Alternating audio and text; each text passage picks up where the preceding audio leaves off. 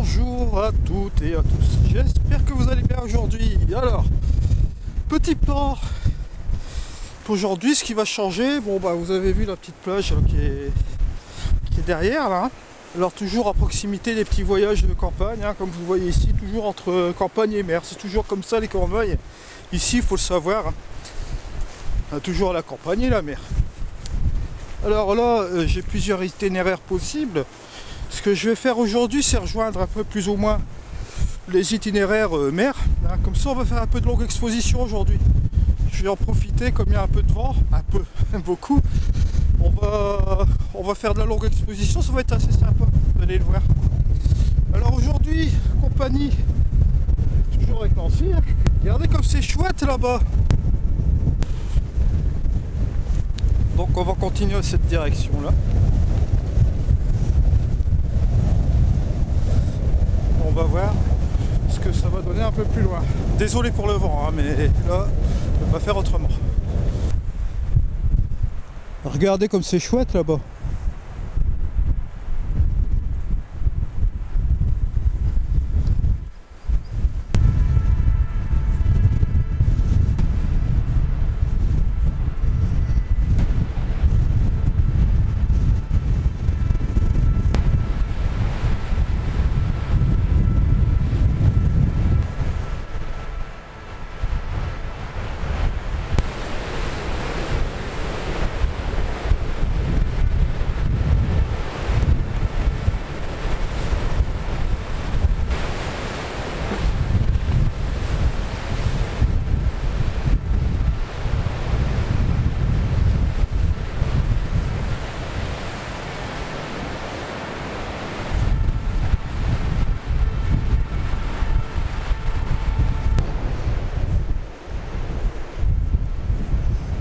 Et au milieu de nulle part, vous avez un banc.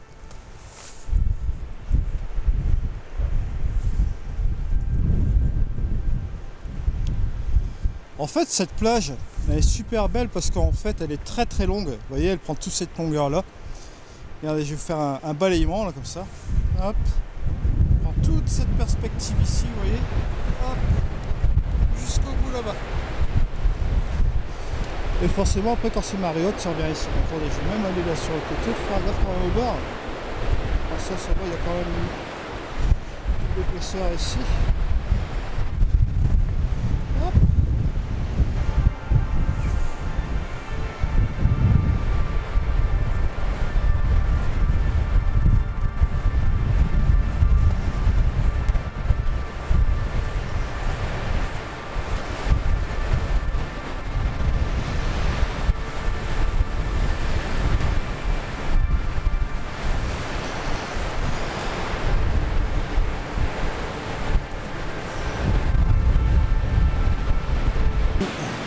Ici, je peux passer des heures comme ça parce qu'en fait, comme vous voyez ici, vous voyez les vagues qui vont directement se jeter sur la falaise comme ça en face. C'est pour ça que j'ai choisi aussi notamment le paysage marin parce que je trouve vraiment cela très très beau.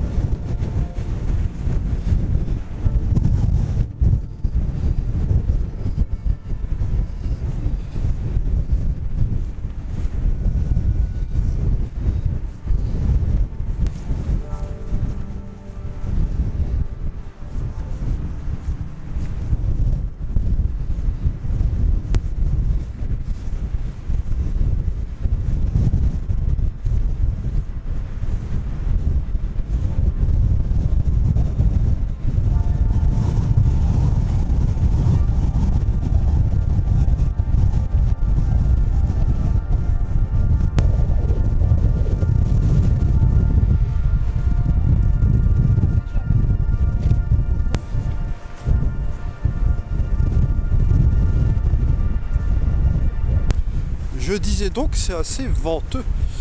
Voilà, comme vous le voyez ici. Je vais remonter un petit peu plus vers la hauteur parce que là c'est infernal là-bas. Je suis même pas sûr que le trépied va tenir tout seul là-bas. Donc là ce que je vais faire c'est prendre une autre position un peu pour voir. Surtout il faut faire gaffe ici avec les falaises. Vous avez vu tout à l'heure c'est assez venteux, si vous posez un trépied quelque part, eh bien quoi, ça peut voldaguer dans tous les sens. Surtout quand il y a une force pareille quand même quoi. Et encore c'est pas le pire là, là c'est assez maîtrisé. Parce qu'on arrive à se mettre un peu sur le côté donc on a un peu moins de vent. Mais bon faut quand même pas oublier qu'on est au mois de février, c'est toujours l'hiver.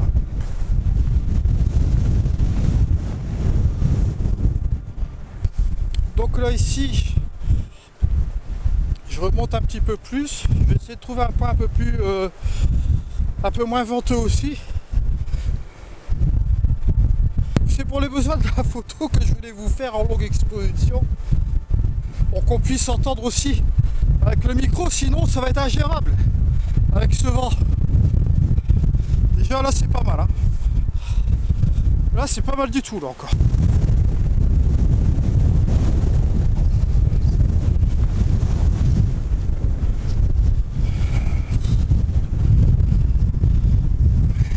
Là peut-être ce sera mieux. Ouais bon.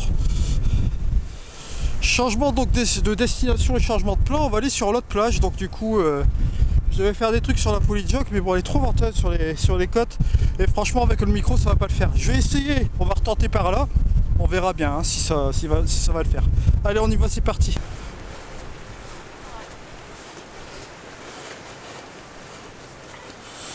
Donc on va aller arriver sur le point de course. Puis à un moment c'est bien aussi de marcher sur le béton, quand on a la possibilité de le faire. Donc on va passer par là. On va essayer de se positionner quelque part pour faire une longue expo. J'y tiens ma longue exposition.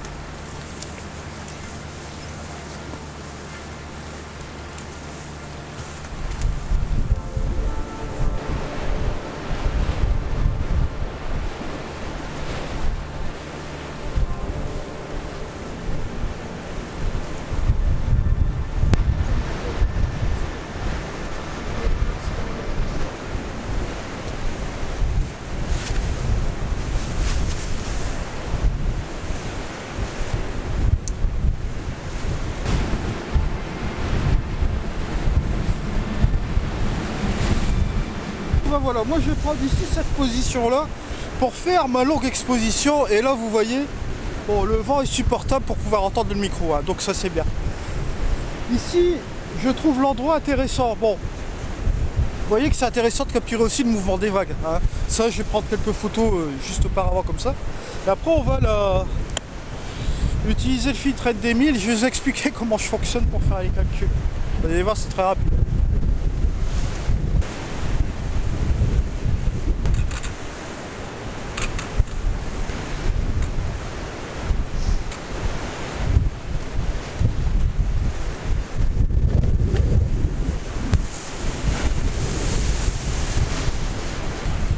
Première chose ici, je mets à niveau, là, le premier pignon qui est là ici, je le mets au niveau. D'accord? Là, celui-là, il n'est pas à niveau, mais là, je le mets à niveau ici. Comme ça, si je mets mon appareil photo ici,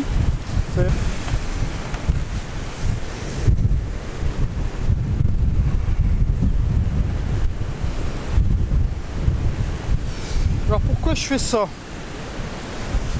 Pour la simple et bonne raison, regardez, hop.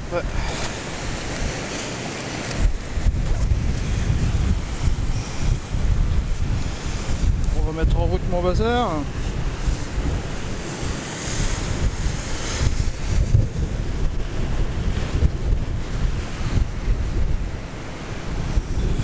Je m'assure qu'il soit bien à niveau pour la simple et bonne raison que quand je vais le pivoter comme ça, mon niveau ici va rester bien dans le vert là, sans aucun problème, puisque là il sera vraiment bien à niveau. Bon, maintenant on va faire la longue exposition. Et pour ça, bon ben, là je vais prendre le live concept, mais je vais pas m'embêter. Je vais prendre cette partie là, ouais, va être bien celle-là. Donc là je vais un peu me mettre en position comme ça. Bon, pour éviter que ça vole dingue dans tous les sens. Alors, la longue exposition, comment je vais fonctionner? Là je suis sur 1 centième. Alors 1 centième, comment ça fonctionne? Pour avoir le temps exact en longue exposition, ce que je dois faire, c'est 1 divisé par 100 fois 1000. Si vous n'avez pas l'application, c'est ce qu'il faut faire. Et lorsque vous faites ça, vous obtenez le temps. Vous avez les applications parce que vous avez le GSM, mais moi j'ai pas envie de perdre mon temps. Parce que bon, ok, ça vous fait gagner du temps sur le truc et tout, mais moi, ici, je vais vous montrer une autre technique que j'emploie assez facilement, qui ne fait pas perdre de temps. Je fais ma mise au point. Bon, là, elle est en automatique. Hein, je peux très bien le faire aussi sur l'écran si je le souhaite. Je me mets en manuel, bien sûr. Hein, là, c'est fait. Le point de focus est fait. Je vais mettre ma vague.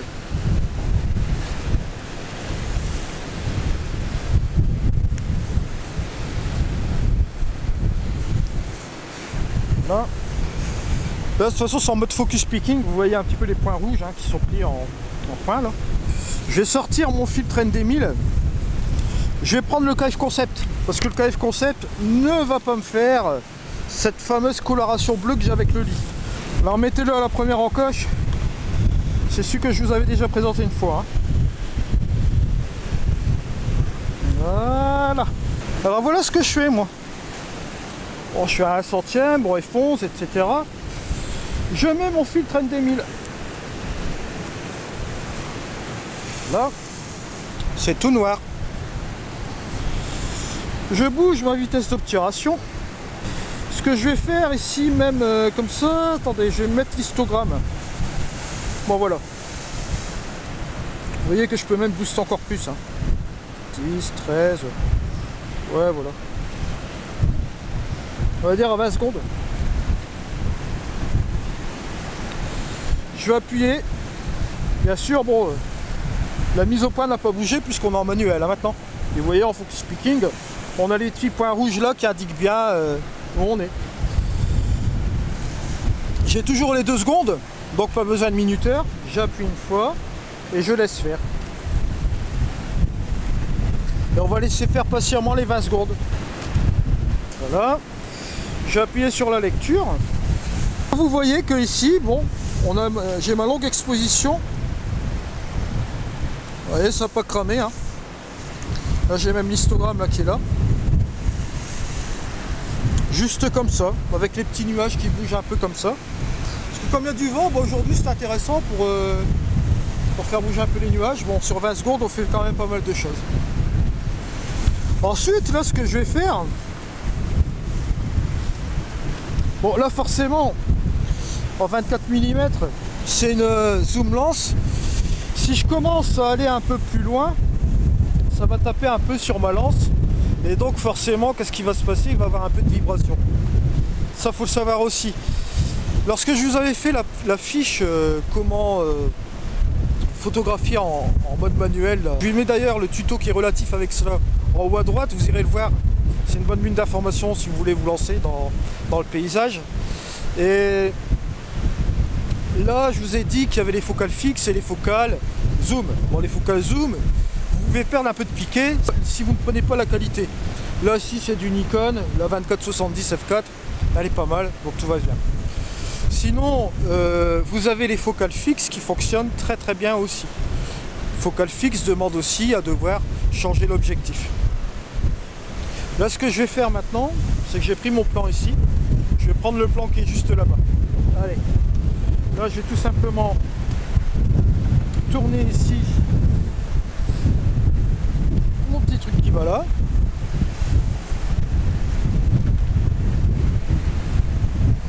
Et cette fois-ci, je vais prendre cette orientation-là. Alors là, de même, je vais faire la même chose que j'ai fait tout à l'heure.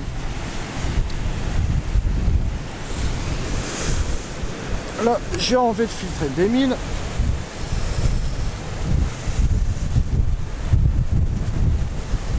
Vous voyez que dans la pratique, on peut trouver des trucs assez sympas. Hein. Je peux mettre mon point de focus en automatique. Ce qu'il y a de bien avec les écrans comme ça inclinés sur sur l'appareil photo, lorsque vous avez le soleil qui tape dessus, vous pouvez toujours le moduler pour pouvoir voir vraiment ce qu'il faut. Là, je vais faire ma mise au point à peu près ici. Voilà. Allez, juste au bord là. Je mets en automatique. En manuel, pardon. Je vais faire mon calcul de vitesse. Voilà, l'obturation, je pense que là, ce sera bon. Voilà, petite vérification. Très bien. Toujours la même chose, j'utilise toujours les petits tips de tout à l'heure.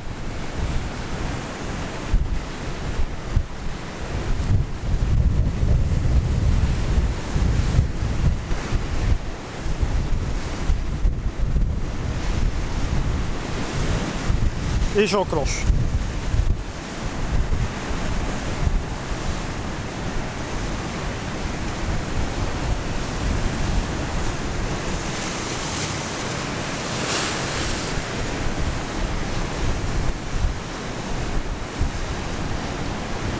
Petite vérification.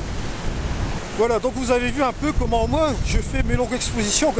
Maintenant, bien sûr, lorsque vous avez la luminosité qui va tomber en heure dorée ou en heure bleue, etc., lorsque vous avez besoin des temps de pause un petit peu plus importants, vous allez devoir utiliser le mode bulb. Mais encore, vous n'avez pas non plus le dernier mot. Ce que vous pouvez faire aussi, lorsque vous regardez l'histogramme JPEG, la représentation ici de votre histogramme ici sur l'appareil photo, si vous, au bout de 30 secondes, vous arrivez à la moitié de l'histogramme, vous pouvez essayer par exemple 1 minute et vous voyez le résultat que ça donne. Donc ce qui fait que vous pouvez vous en sortir rapidement si vous voulez sauver une photo aussi également et que vous ne voulez pas calculer le temps d'exposition, vous pouvez employer ce type-là. Je vais vous laisser sur cette image finale. Dans tous les cas, je vous remercie de m'avoir suivi. On se retrouve dans une prochaine vidéo, tuto, etc. Dans des shorts aussi. Allez, c'était Eddy. Au revoir.